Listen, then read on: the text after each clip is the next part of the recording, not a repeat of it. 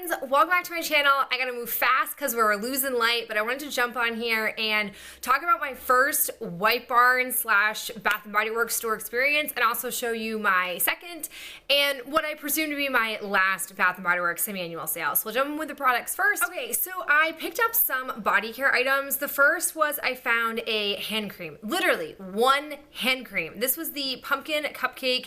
I have since decided that I'm not super bummed to have only gotten one hand cream because I feel like this formulation can't be too far off from their regular body creams. So I think once I use this guy up, I'll move on to trying out one of my full-size body creams to see if that would work as a hand cream. It will take me forever to go through it, but it just means I won't be missing out or have the urge to want to buy hand creams during my Bath & Body Works non-candle, no buy.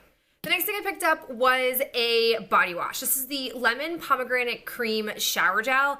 I really liked this scent over the summer. I had it in my hoarding closet and I pulled it back out, and I really loved the combination of these fruits together. It just worked really well. This doesn't smell exactly the same as the body cream from what I can tell, but I figured sometimes I can't really get a good sense of what these smell like unless I use them in the shower, so I thought I would give it a try. I hope I like it as much as I liked the body lotion. I really wanted to buy the body lotion, but I told myself no, I cannot do it. I'm sure the scent will come back again. Nothing is ever gone forever. So maybe by the time my collection is in a more manageable place, I can purchase the body lotion. I also was super pleased to find that they had some of the Marshmallow Pumpkin Latte line. They had the shower gel, which I was after, and they had the hand soap.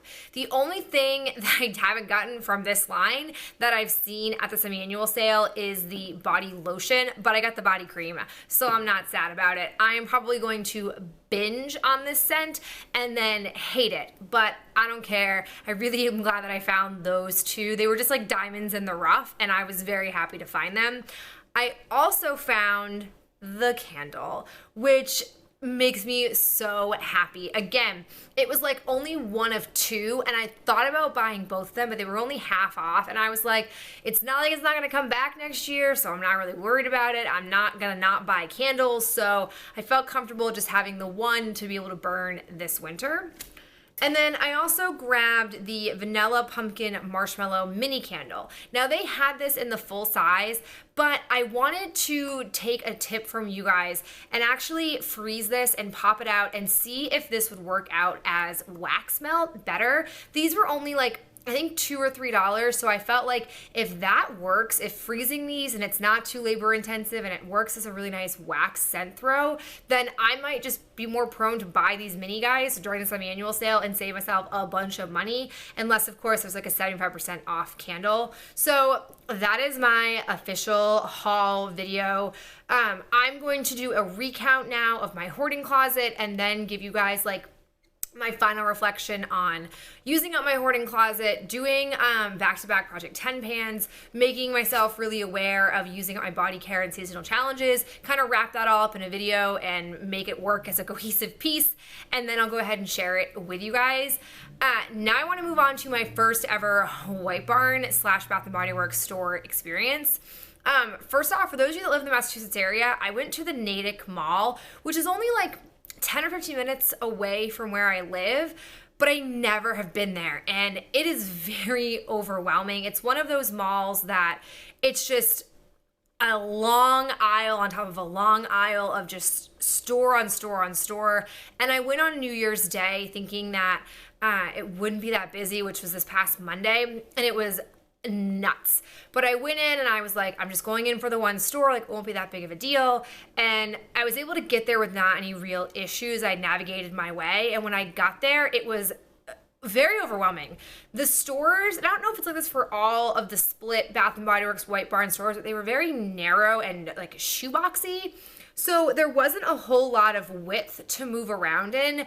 And there was just product everywhere. In fact, the White Barn side was almost like playing candle Jenga. Like they just had these huge tables with, I'm not joking you, like stacks of candles about as tall as me, but they weren't on shelves. It was just like random stacks of candles. So if you wanted like a candle that was 5 deep, you had to move all the other ones on top and then like move that one and move the other ones back. So that felt very overwhelming, and there were so many candles, but they were only really half off.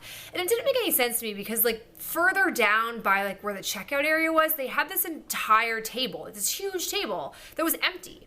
And I was just like, I don't understand why you don't like move the Jenga candles to this area to make it less ridiculous. In fact, like one woman tried to get a candle and dropped 3, and it was just, I was like, I'm surprised that doesn't happen every single minute because this is insane. Then on the Bath and Body Works side, it was again like very crowded because it was just so narrow. And so like I made my selections, but like as I was walking, I kept noticing other things and I kept getting distracted. And by the time I got to the checkout aisle or the checkout line, it was ridiculous because there was only one girl doing the checking out. And I thought like, well, that's really foolish. You have this very narrow store and now half of it's a line because you have this one girl who genuinely was trying to do a good job, but couldn't possibly manage the dozens of people in line because she's the only person doing any checkout. And this like manager came down to the like cash out line and was like, oh, let me see, how are you doing with like cash flow? And it was like, hello, don't you see the long line of people and how overwhelmed this girl is? Like maybe you should jump on the register here and like help check out. But she like didn't.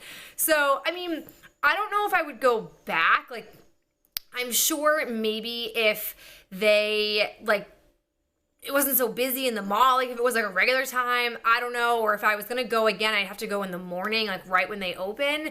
I had gone in like the middle of the day really casually because I just didn't think it was gonna be that busy, and it was just very overwhelming. They also had in the White Barn one like stack or like very small table of 75% off candles, but they weren't really anything that great. It was like the graham cracker latte candle. They had a ton of those. No one was wanting those. And they had a like strawberry cupcake one, I think it was, which didn't excite me. I just wasn't loving any of the choices that they had on that table, and it was predominantly like the graham cracker one, which I don't think anybody seemed to like. But, you know, it was interesting. It definitely wasn't like as magical as I thought it was going to be. It was more overwhelming, if anything, but it was just good to have like gotten out of my system, I think. So, all right, that's it for me. I'm going to stop rambling on. I'm losing daylight quickly. But if you went for a second time, or if it was your first time going, what did you pick up? I'm always really curious because people's interests can really vary. I try to be very conservative and very strategic with this last Emmanuel sale before I go into year-long non-candle no-buy. So we'll see how it all shakes out, but I'll talk to you guys in the next video real soon. Bye.